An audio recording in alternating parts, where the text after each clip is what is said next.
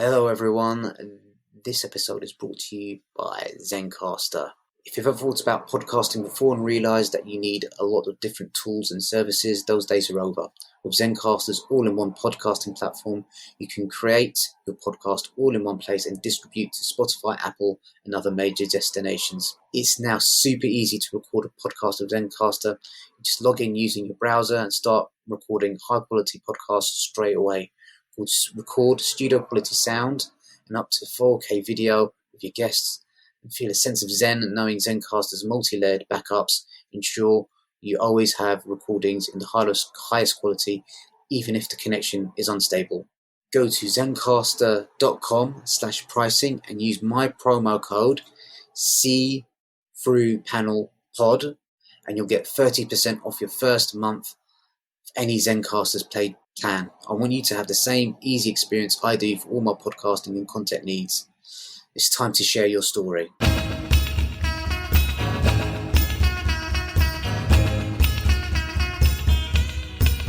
Hello everyone, and welcome to C3 Panel. This is a comic book review and discussion podcast. My name is Fahed Rahman, and today I am joined by Colton Strathman. Colton is a comic book creator from Topeka, Kansas. He previously drawn the webcomics Spy and Spy, published on Instagram, and Lost Somewhere in Time on Tapas.io. Currently, he's writing the script and creating the art for a new comic called The Champions of Oblivion. How are you doing? Doing well. How are you? I'm doing well, thank you. And today we are going to be reviewing Black Beth, and it's originally created by Blas Gallego with the new works by Alec Worley and the Greek artist DaNi. And I'll read out the quick blurb for that.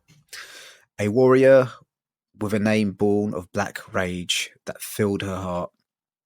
In a world of swords and sorcery, the evil tyrant Rasu discovers that he's destined to be killed by a warrior called Beth.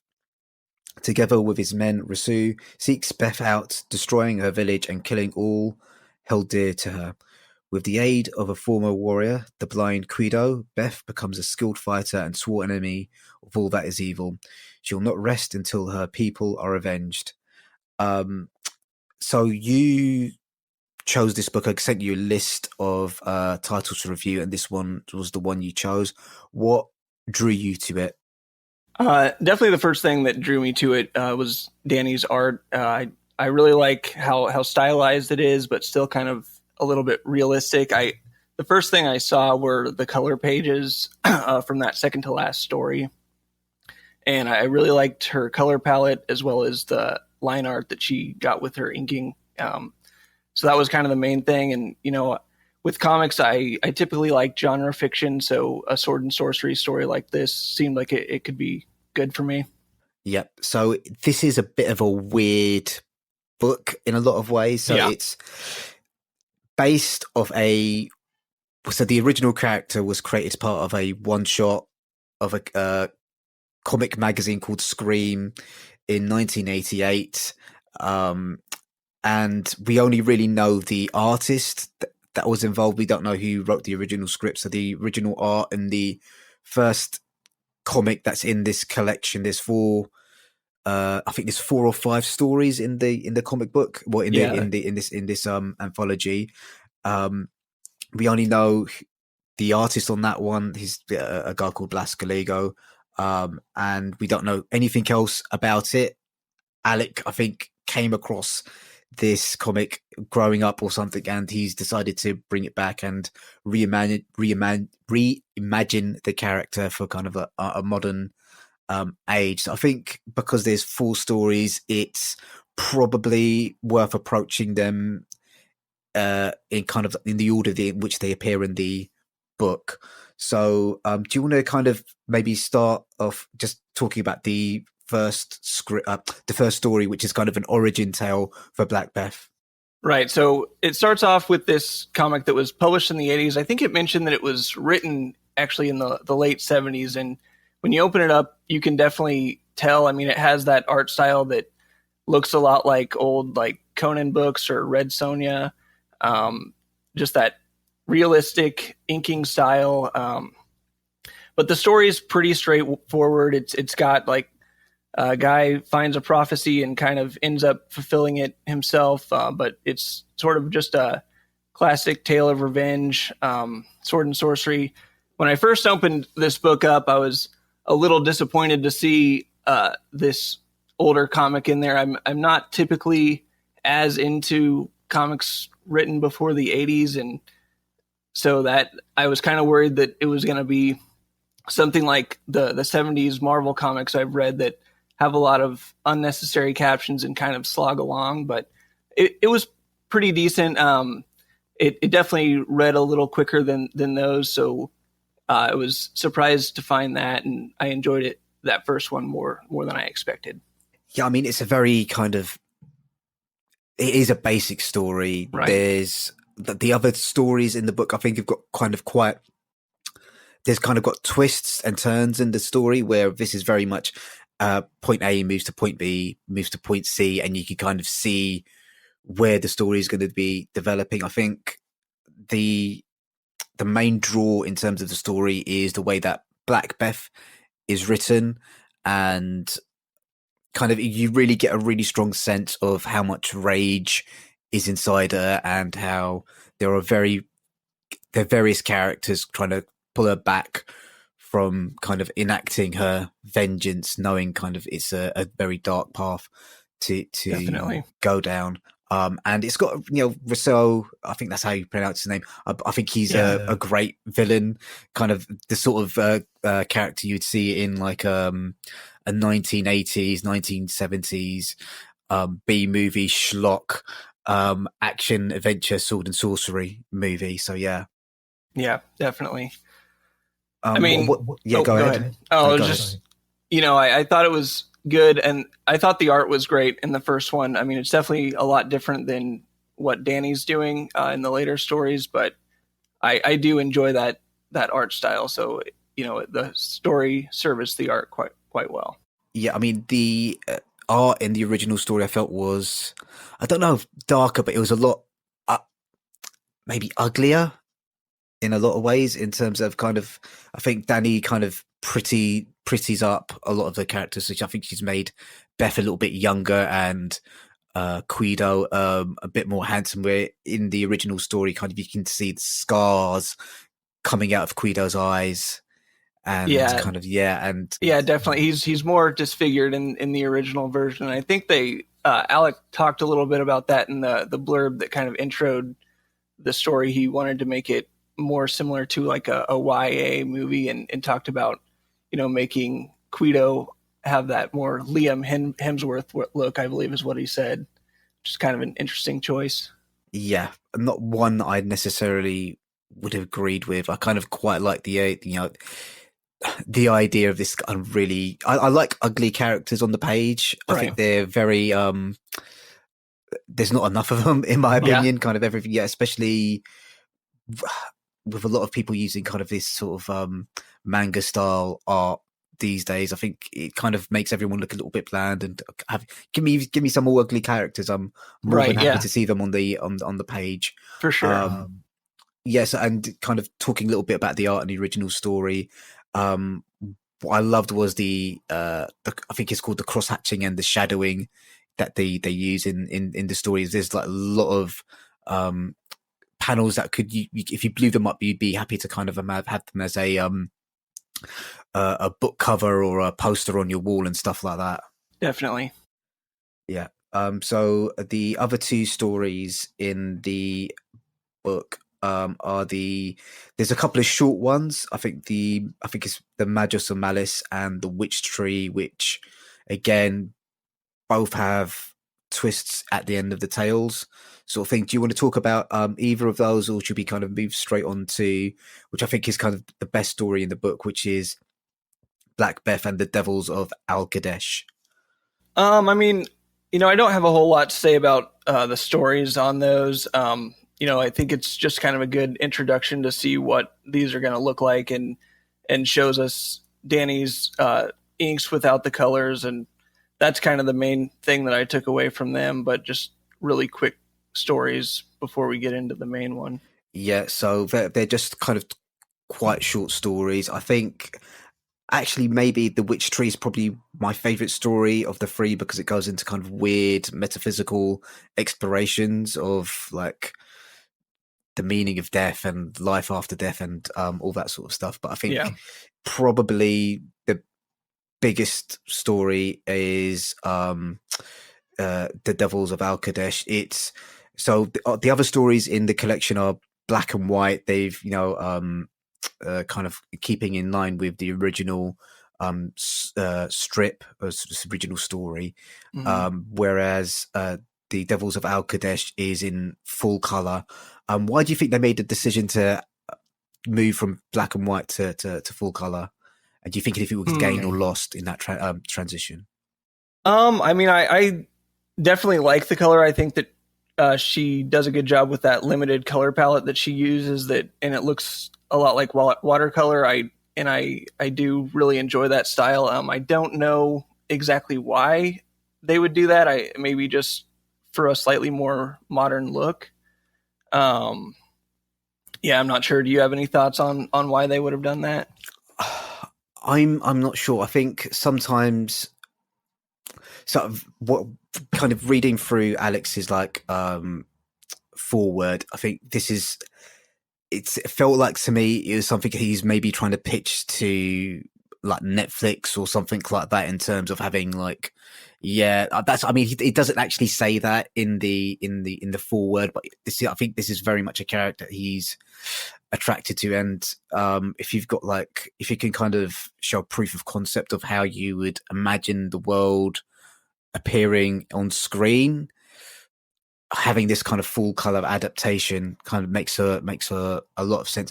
Or maybe it might just be DaNi saying to Alec, I would really love to tell this story in full color. I don't know, but those are kind of maybe my two theories. Yeah, I think about that. Both of those make sense. Yeah, maybe he wanted to do a little bit more with this, and maybe they still will. But yeah, I think the colors, I really enjoyed them. Again, that was one of the things that drew me to it.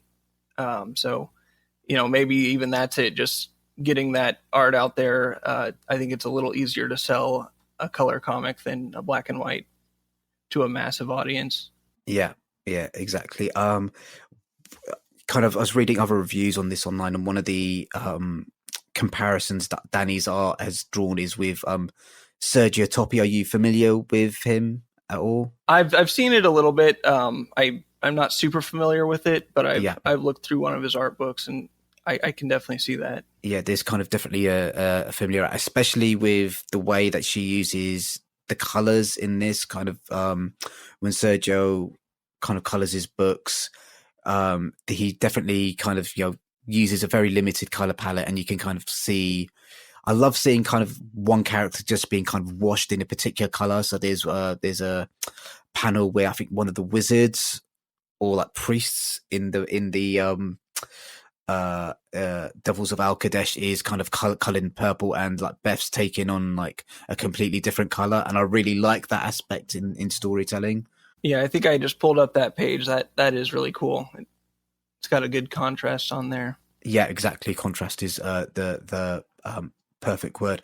In terms of the way you feel the artwork develops for each one of those story, could you kind of see like a particular theme or particular aspects of each character that DaNi was kind of working on improving or changing and stuff like that? Themes on the character as far as that. I don't have a whole lot that I'm noticing on that. I mean, I think that they remain pretty consistent as far as how they're illustrated. I just got like a feeling that with Beth particularly, I felt that she was in the original story, I felt that she's kind of quite a mature woman, and I think with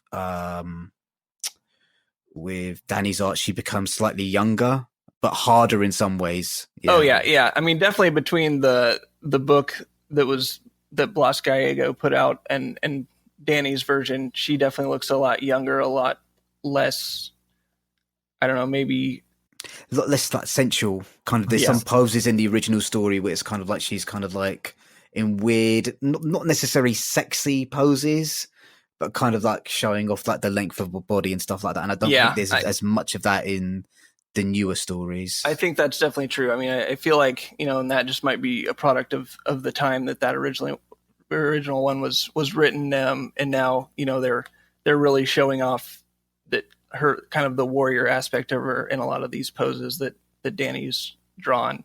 I mean, she still has like a pretty look to her, but you can definitely see her as a more formidable warrior, I think, in some of these images that DaNi's put on the page. Yeah. Yeah, that's great.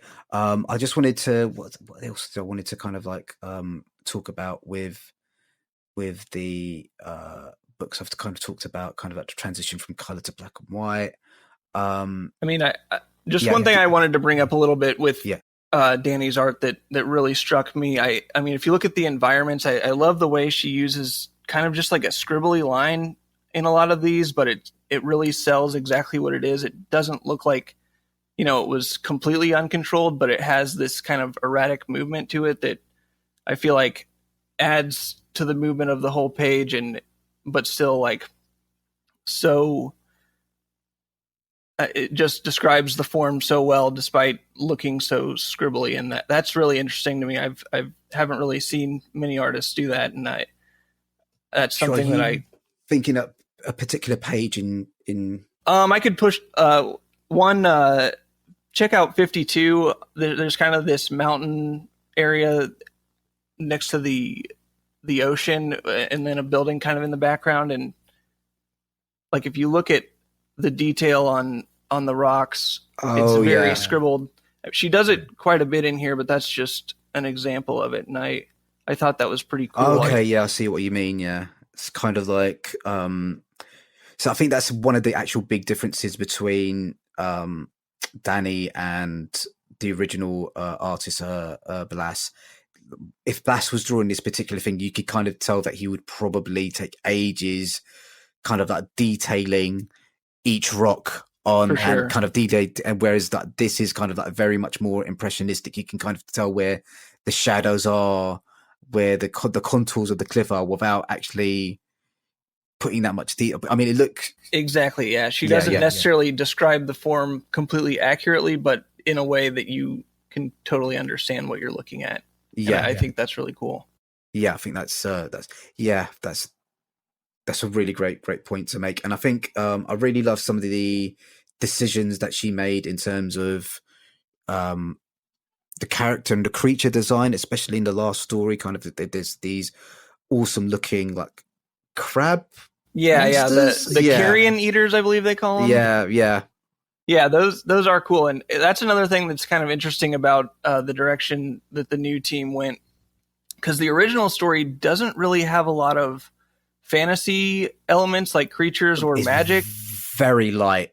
In terms of we've got a witch. It's basically there's kind of a prophecy and a witch, but the new one really kind of digs into more of the fantasy elements that I think Alec probably grew up with and wanted to add to that original story, and I think that it does improve it somewhat, or at least gives more of a visual than the original story had in there that I like. Yeah, I think I would agree with that in terms of it's kind of like going from like a low budget thing where they might not have a lot of money for like special effects to something that's a little bit more higher budget, and they've decided to kind of like push the boat out a bit on kind of creature designs and stuff like that. Right. That's kind of how it felt to me.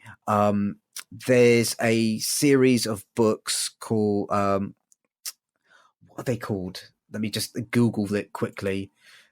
Gray. So there's a series of books by Fritz Lieber called Fafford and the Grey Mouser, and it's about these two adventurers going on kind of like various journeys and misadventures. And the later Black Beth stories very much reminded me of those of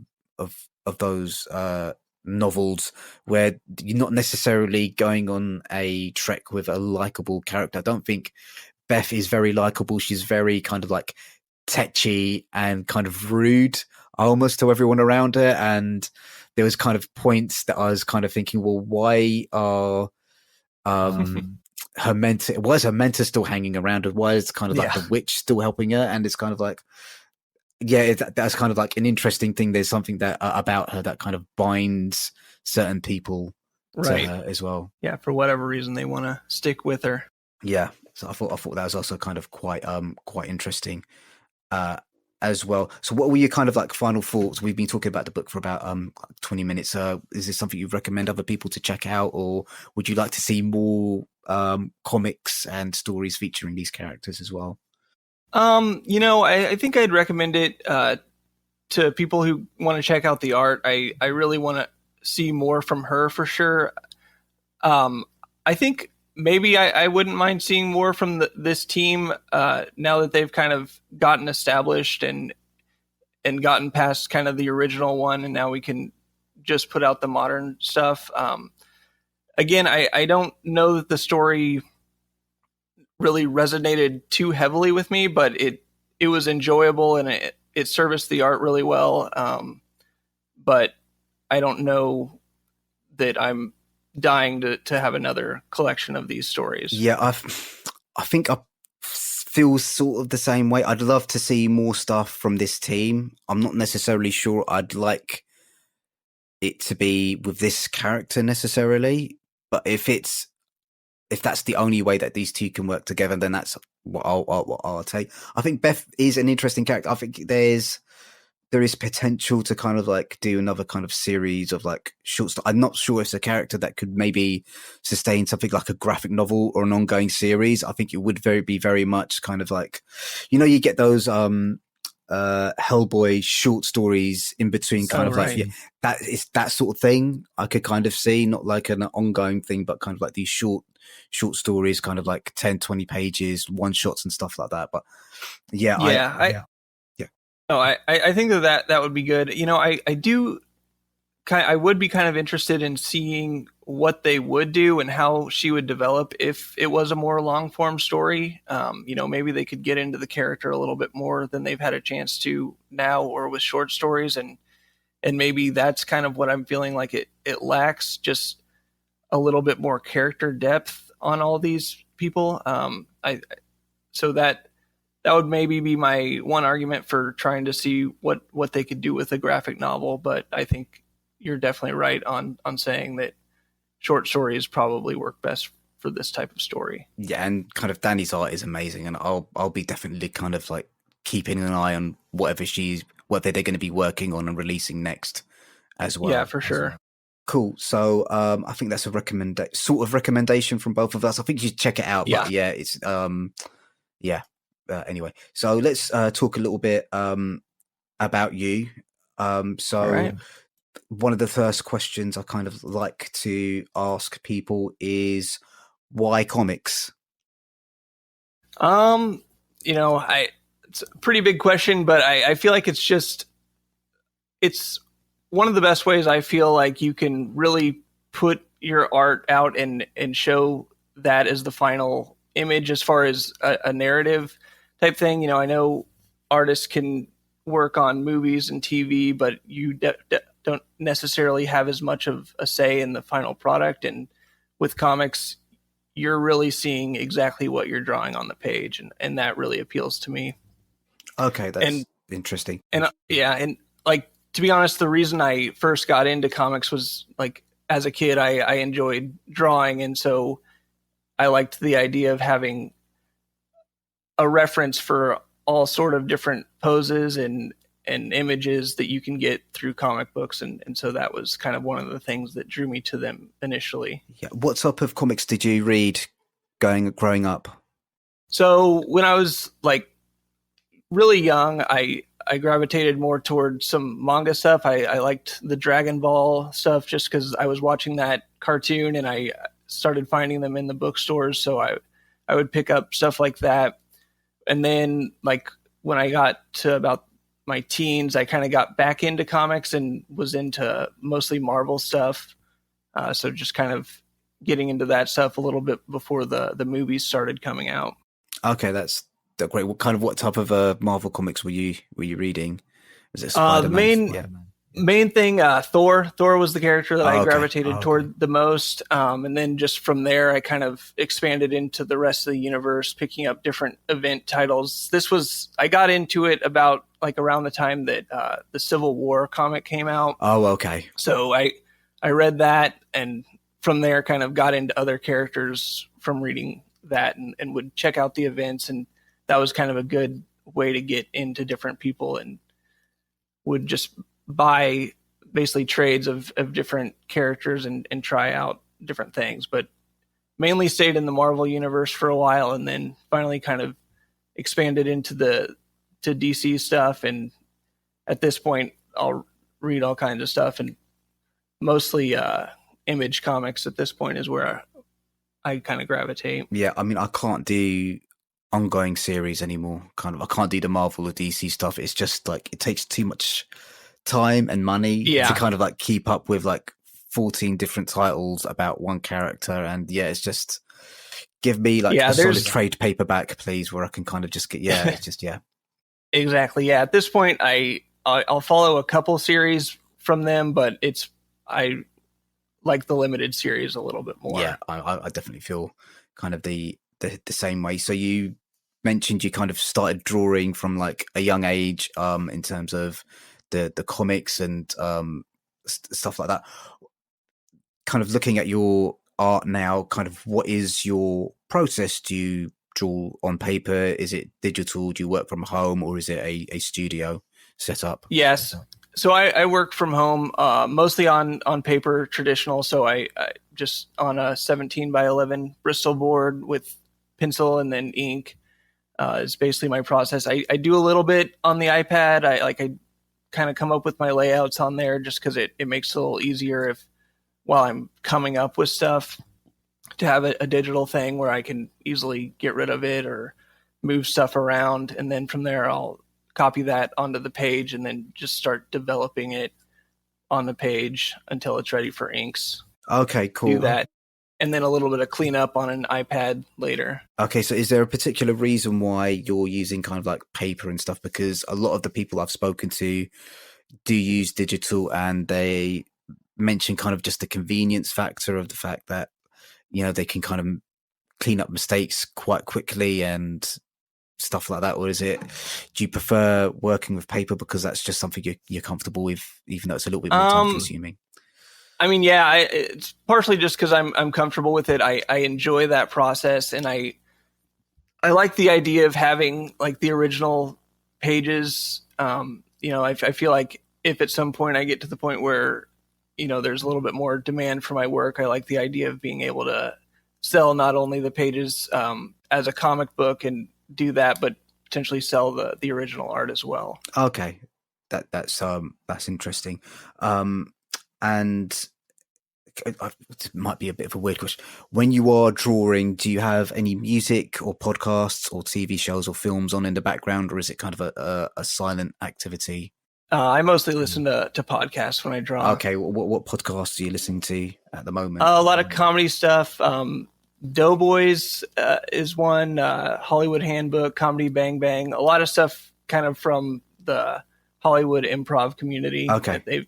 And do you find that has any kind of influence or effect on what you're drawing? Because, for example, if you're listening to a comedy podcast and you're drawing a very dramatic, sad, depressing scene, do you find that has any effect on like the decisions that you make? I mean, not really. I feel like I've kind of, by the time I'm actually drawing, I've come up with my plan, and it's pretty easy with a comedy podcast to be able to, if I need to focus on something, I can tune it out a little bit. I guess the one part where it affects me the most is if something like a joke hits and I do laugh, that makes it so I have to pause a little bit so that I'm not scribbling on the page. But it doesn't really impact the images, I don't think. Okay, that's good. And in terms of like the artistic style that you employ, are there any kind of like stylistic influences that you are aware of at the moment, or is it just kind of like an osmosis of everything that you've kind of observed and read over the years?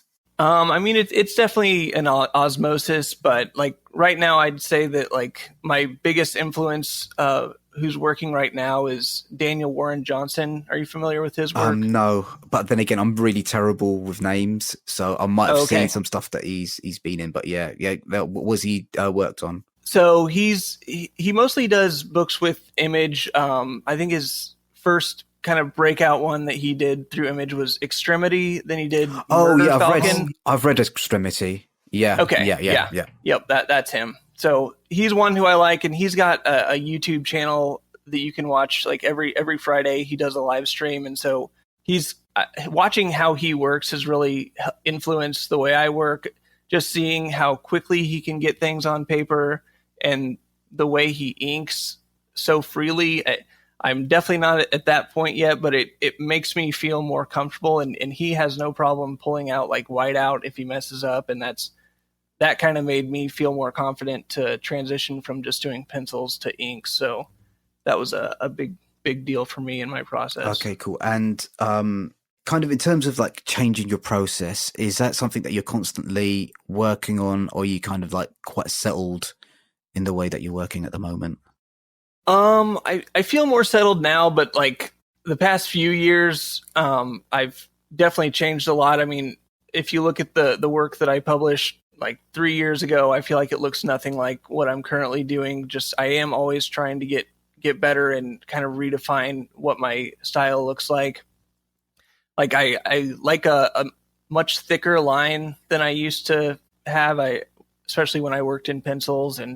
But yeah, I'm always trying to develop it and look at different people and see if there's something that I can use within my own work. I feel like that's a process that hopefully is always evolving and changing and growing as an artist. Yeah, I think one of the things that's repeatedly come up talking to other artists on this podcast is how many of them want to push the way that they work and kind of like become more efficient and try out different not necessarily styles, but try and kind of push their style and the stories that they tell in kind of different directions that are quite difficult for them as well. Yeah, so I think that's something that's definitely very common as well. So I wanted to kind of talk a little bit about the two web comics that you've done, kind of like Spy on Spy and Lost Somewhere in Time. Usually I've got enough time to kind of read these things. I've only kind of looked at a couple of strips. So do you want to kind of talk about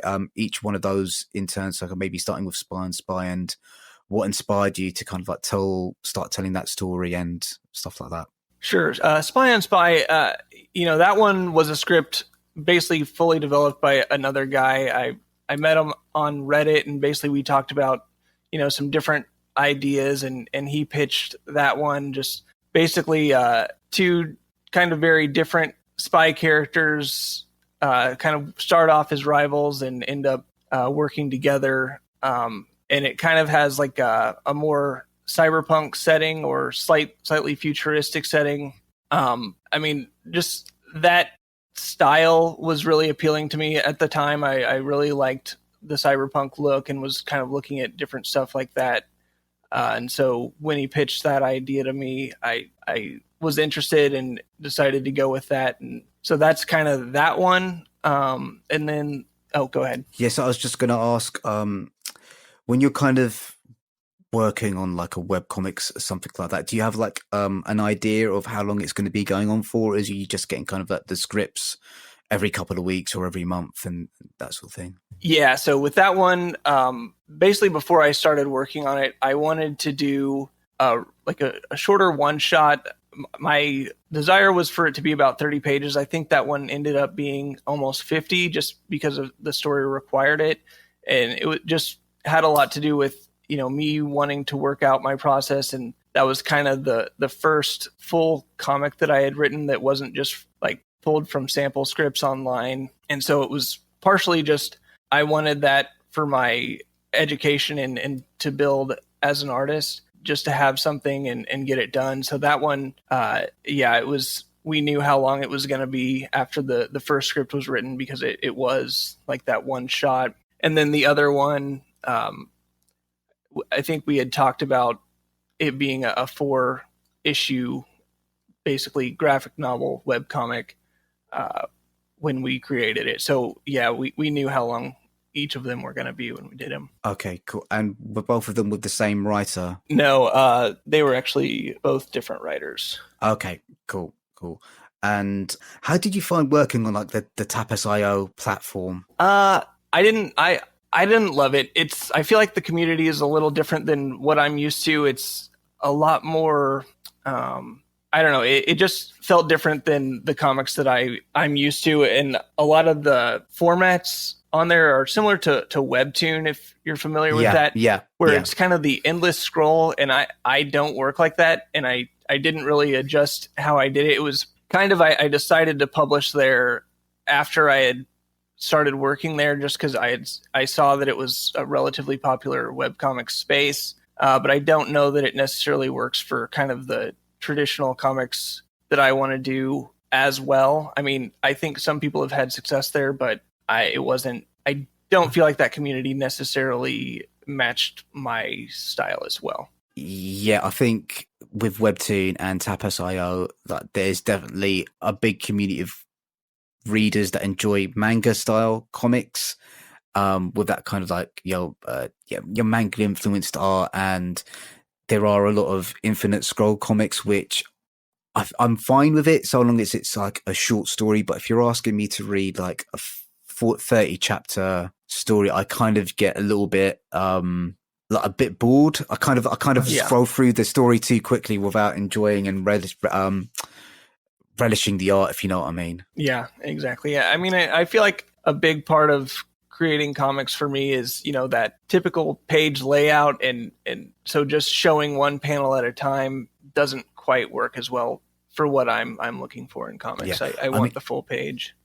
I have read a couple of comics. We've actually reviewed a couple of comics on the podcast that are hosted on like Webtoons and Tapas.io that are kind of similar to a traditional webcomic, and it worked okay there. It's just sometimes, I don't know, I think kind of like digital, well, yeah, especially with the stuff that's happening with like Comixology at the moment, kind of, I don't think there's been a good platform for comics digitally. Right. Really, I think that each, you've got Webtoons and then you've got Comixology, and they've kind of each got their own flaws in a way. So that's kind of a thing. So let's talk a little bit about Champions of Oblivion. Kind of what it's about. Are you writing it, or is it someone else? So yeah, this one I'm writing completely on my own. But it's a story.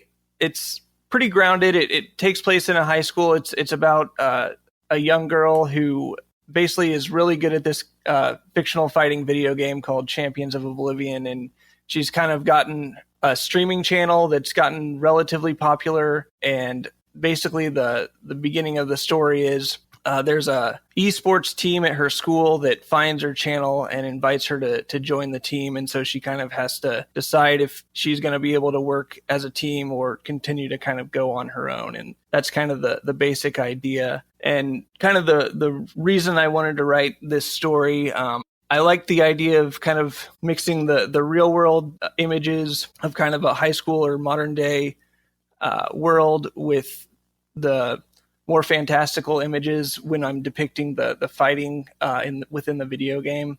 So it kind of gives me that grounded work, as well as being able to show like pretty violent fighting scenes, and kind of shifting back between the two of those. But the story is very slice of life, and there's not really a fantasy element of it outside of the video game, but it does allow me to draw both styles. Okay. And is this the first comic that you've had any kind of writing duties on, or is it? Yeah. So on Lost Somewhere in Time, I kind of wrote the plot before handing it off to a writer to actually do the scripting. Yeah. But this one, this is the first time I've actually sat down and written a script. And kind of what is your writing process like? Have you written out kind of like a full script? And if you are writing in script, kind of what format are you using? Yeah, so I do full scripts. I started it off just basically with an outline, and then have kind of gone in and written it, each page, panel descriptions, everything, and write down dialogue. Sometimes where I'm both the writer and artist, I'll kind of use that script as a jumping off point. And if I feel like the art needs to either expand or shrink down from what I've originally written, I can do that very easily. But I do like having that full guide. But yeah, that's basically my process with that. Okay, yeah, that's interesting. A lot of artists I've spoken to who also do their own writing, what some of them do is they don't write full scripts. They kind of pencil out the story and then kind of like write little bits of dialogue and then kind of see where it takes it, which to me just sounds like a complete nightmare. Yeah, to write like that, it's kind of like yeah. I like to have more of a guide than that. I'm not as much of a seat of my pants artist, but so it is nice to have at least an outline to work with. Sometimes my final dialogue isn't what I've written in the original script, but it kind of gives me the mood of the characters and can draw it. But yeah, I like to have a pretty fleshed out script before I go to art. Okay, that's interesting to know. And I'm assuming you do your own lettering as well. Is that something that you find challenging? Because I know when I've written comics, the artist has usually get back to me and said, right, you've written too much dialogue there. Can you kind of edit it down? And what I've taken to do now, well, what I did do was when I wrote a script, I would kind of lay out kind of like how many panels I've said there. And then I'd kind of place the dialogue inside those panels to see if it would kind of fit without obscuring too much dialogue. How you find the lettering process, is that something that you need to take on board now when you're kind of like writing? So I don't do the lettering as far as like the dialogue. I'll do lettering as it interacts with the art, like any sound effect stuff. I'll do that, or if there's like lettering within like a location, like say there's a sign or something, I'll put letters down for that. But I don't do my own like speech bubbles with the lettering in there. I'm not confident enough with my handwriting and ability to lay that down. Okay, I suppose because you are drawing kind of like analog, and I'm just assuming a lot of people just like drawing digitally, so they'll probably use something like not Photoshop. What's the vector one for Adobe? What was that, Illustrator? Yeah, Illustrator, something like that to do the lettering. But yeah, that's quite interesting that you don't feel confident doing your own lettering, even though you've drawn the art. Right. Yeah. Maybe at some point that's something I get into, and maybe I do even do it digitally, but I don't know as much about lettering yet. So I always find people online to do the lettering. I think that's really admirable, knowing kind of like where your strengths and weaknesses are, and so right, I'm not actually ready to take on this part of the process and handing it off to someone else. I think it's quite brave to do that, because I know that, especially if you're kind of like the artist and writer, it's kind of hard. I imagine it would be harder to kind of hand over kind of like part of the process to someone else to do. Yeah, I mean, thanks for saying that.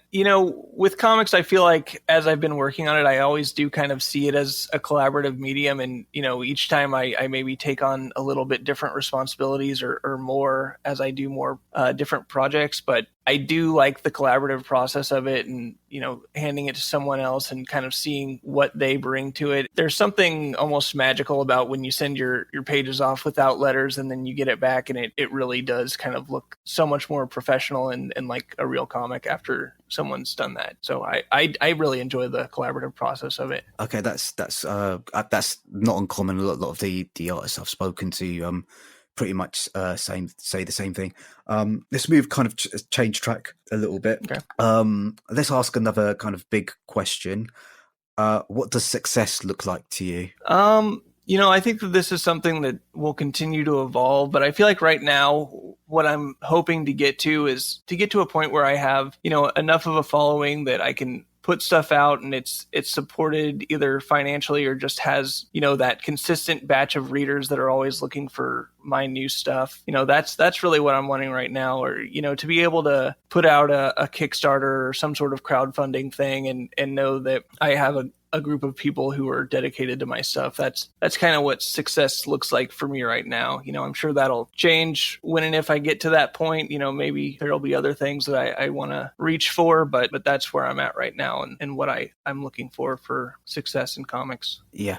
Okay. That's good to hear in terms of just wanting to have a kind of an audience that's kind of wanting to read your book. In terms of the stories that you're going to be kind of telling going forward, have you got like a preference for long form versus short form, or is it just dependent on kind of what's percolating in the back of your brain? I think it's kind of dependent. I mean, I definitely want to continue to do more long form in that I like maybe 12 issues max. I really don't love the idea of doing like a long ongoing. I feel like I would get kind of burnt out on doing the same characters for that long, especially, where comics at this point isn't my full-time thing. So it does take me quite a while to create a full issue. And so if I'm creating 50 issues, I feel like I'd be working on the same characters forever, And so I prefer something I can kind of get what I need to say out there and move on to the next thing. Okay, cool. And so when you are kind of creating stories, whether it's kind of at the script stage or if you've been sent a script that you've been asked to illustrate, what does your research process look like? If I'm creating from someone else's script, it's just a lot of kind of either Google or Pinterest different stylistic ideas and kind of see how other people have done something similar, just to kind of get that in the back of my mind and then kind of start sketching what I think characters should look like in that world. If I'm creating my own script, I kind of will look into, like this one where it's about esports. I've kind of looked into different forums and kind of seen how these people are talking about the fighting game community and listening to stuff like that to kind of understand more about it. But a lot of it is visual research, since I do kind of identify as more of an artist than a writer at this point. So yeah, it's just kind of looking at how other people have solved the same problems and then basing my own stuff on that. Okay, so you kind of mentioned Pinterest there. Is that kind of a tool you use quite often? Because I think you may be the second or third person I've spoken to that have mentioned that. I use it a decent amount. I feel like I used to use it a little more. At this point, I feel like it started getting pretty cluttered with all the things that I was saving on there. And so now I'm a little quicker to just get on Google and type up exactly what I'm looking for in that moment, and then kind of just do some sketches based on that vibe rather than have the Pinterest boards. But I think that it is a good resource, and you can kind of separate your different ideas or story types into different boards, so it's nice to be able to go in there. But I haven't used it as much within the last year, but it's definitely been a resource that I've messed around with quite a bit and would not mind getting back into. And you kind of mentioned kind of doing research for the fighting game comic that you're working on at the moment. I watched a really interesting short documentary about the I think it's the Tekken scene in Pakistan, and it was just wild how, like, in Pakistan,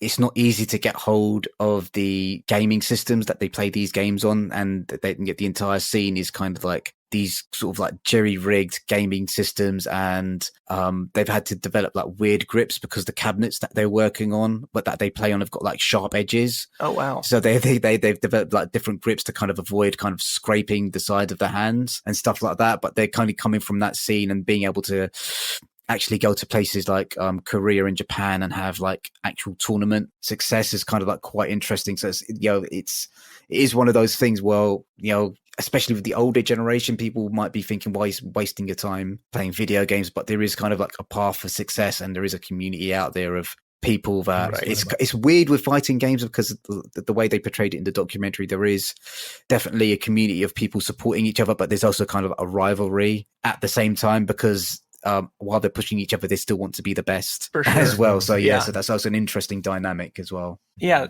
that sounds really interesting. Do you remember the name of that documentary? I can't remember off the top of my head, but I'll email you the YouTube. Okay, awesome. Thank you. Yeah, that sounds great. Yeah. So just a couple of more questions. I've realized we're coming up to an hour. So you've kind of talked about this Champions of the Oblivion. What is coming after that? What are you kind of working on next? I haven't exactly developed what that is. I kind of want to maybe work with another writer at this point. So I was going to kind of put together some samples after I'm finished with this and start posting about that and see, if there's another story that kind of grips my attention from someone else. I like the idea of, taking some time to maybe marinate on different ideas that I have and start developing another script rather than going right into another book that I've written myself. Okay. So to kind of do, go ahead. Yeah, and kind of the other couple of questions I wanted to kind of ask you. What are you reading lately? Is there any comic books, movies, music that you kind of is inspiring you, or that you think people should be kind of listening, reading, stuff like that? Well, right now I'm reading, for the first time, I'm actually going back and reading Akira, the manga. I know it's a huge manga, but for whatever reason, I hadn't read it at this point, and I'm just about finished with that. And that's been really awesome. I've really enjoyed that. Some other stuff. Daniel Warren Johnson's newest comic finished up a little while ago, Do a Power Bomb, and I definitely recommend that. It's got awesome fighting scenes in it. That's on a lot of people best of the year lists, isn't it? So yeah, that's great. I mean, it's super emotionally resonant and has really cool action. I feel like it just hits kind of all the beats that I want to see in a comic. So that was big. And then Chainsaw Man is one that I'm loving. Kind of reading that week to week as it comes out on the Viz app. Kind of read that for a little while, but that's a really enjoyable book as well. Okay. Cool. So, I mean, those are all three comics that I've kind of heard of. Well, I've read Akira ages and ages ago, and it's really interesting how they adapted that from the manga, which is such a sprawling epic, to a 90-minute film and still capture the essence of what the manga is about. So so that's kind of an exercise for anyone that's looking to adapt one story into another format. I think that's kind of maybe the best adaptation that's ever been done, but that's maybe debate for nice. And I have yet to see the film. I'm waiting to finish the book. I know. I'm in a couple weeks I'll be able to sit down and watch that for the first time. So I'm excited. I've heard it's pretty different from the manga, but kind of still has the same ideas. Yeah, it's got many of the same ideas. It's it is very different. I mean, kind of when you've got a manga that's going on for, it must be thousands of pages. Yeah, definitely. I think each volume's between 300 and 400 pages, and there's 6 of them. Yeah. So yes, easily that. So just a couple of questions to finish off. Is there anything that I didn't ask you that I should have? Is there anything you want to talk about? I feel like we covered everything that I was kind of thinking we'd talk about today. So I appreciate that. Great. So the last question is, can you please tell the listeners where they can find you, social media, website, all that good stuff? So I'm pretty much just on Instagram at CFS Drawing. So check me out there. I post different pages that I'm working on or fan art, and that's kind of the best place to follow me if you want to see what I'm up to. Okay, great. And where will they be able to find Champions of Oblivion? Champions of Oblivion. Where will they be able to find that when it's going to be released? So I haven't quite figured that out yet. So just follow the Instagram and I'll keep people updated there. Okay, great. So thank you very much, Colton. Thank you. Okay, guys, so that's the episode. Again, I'll give my usual blurb at the end of the episode. If you can please follow us on social media at seethroughpanel. If you want to email us, it's at seethroughpanel@gmail.com. And if you can put some money in the tip jar, there's a link in the episode description below. Cole is doing some really excellent work on our YouTube channel with comic book reviews, I guess, but he doesn't really kind of spoil anything in them. He just kind of talks about what he likes about the graphic novels that he's bought recently. Let's say bye, Colton. Bye.